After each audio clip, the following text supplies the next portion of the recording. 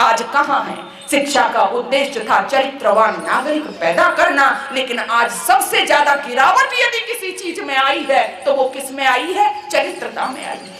आज चरित्रता नहीं है हमारे यहाँ, आज मानवता नहीं है हमारे यहाँ। तभी तो आप देख रहे हो, जो कहा जाता था जिस चरित्रता के कारण पूरी दुनिया में हमारा देश पूजा जाता था, आज उस देश के छोटे छोटे बच्चे, जब मैं पढ़ती हूँ 8 साल का बच्चा, 10 साल का बच्चा, या बहुत 70 साल का बुजुर्ग, 3 साल की बेटी, मेरा दिल रोता है क्या हो गया है इस समाज को।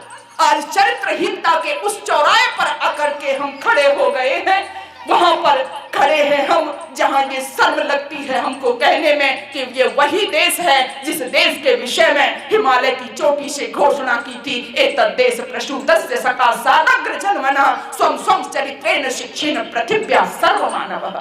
चरित्र की आचरण की शिक्षा लेने सारी पृथ्वी के लोग जहां आते हो, आज चरित्रहीनता का नंगा नाच उस देश में हो रहा हो, तो ऐसे विषय में हमारी जिम्मेदारी और अधिक बन जाती है। किसकी बन जाती है? आर्यों की बन जाती है। किसकी बन जाती है? आर्य समाज की बन जाती है। क्यों? क्योंकि ऋषि ने इस ओर भी हमें इशारा किया था, इस ओर भी हमें इंगित किया था। किसके माध्यम से? संस्कार विधि के माध्यम से। कहा कि बच्चों का निर्माण करो घरों में। संस्कार विधि उन्होंने दी थी कि किस तरह से बच्चों का निर्माण करिएगा, किस तरह से उनका संस्कार करिएगा, क्योंकि आज संस्कार विहीन संतानें समाज में घूम रही हैं, जो इस भारत माँ का बोझ बढ़ा रही हैं। आज हमने उनका संस्कार नहीं किया, आज हमने कैसे छोड़ दिया उनको। मैं तो कहा करती हूँ कि जैसे पतंग उड़ाते हैं ना, छोटे बच्चे देखे हैं पतंग आपने भी उड़ाई होगी, बड़े बूढ़े बैठे हैं सब जानते हैं, जब पतंग उड़ाते हैं तो कैसे उड़ाते हैं? उसकी जो डोर होती है वो हमारे हाथ में होती है। जब डोर हमारे हाथ में होती है तो पतंग कभी ऊपर कभी नीचे कभी बहुत दूरी तक चली जाती है। क्यों?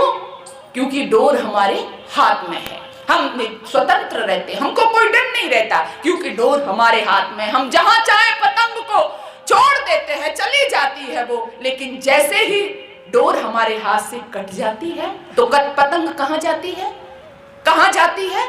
जिस ओर की हवा चलती है पतंग वही चली जाती है। सज्जनों, आज हमने संस्कार रूपी डोर को काट दिया है, संस्कार रूपी डोर से अपने बच्चों को काट दिया है। इसलिए जैसी हवा चलती है आपके बच्चे उधर जा रहे हैं, कभी इनका ईसाईकरण हो रहा है, पश्चिमी सभ्यता के रंग में रमे जा रहे हैं, चरित्रहीन बन रहे हैं, मानवता इनके अंदर नहीं है। उसमें दोष बच्चों का नहीं है, उसमें दोष हमारा है, बड़ों का है।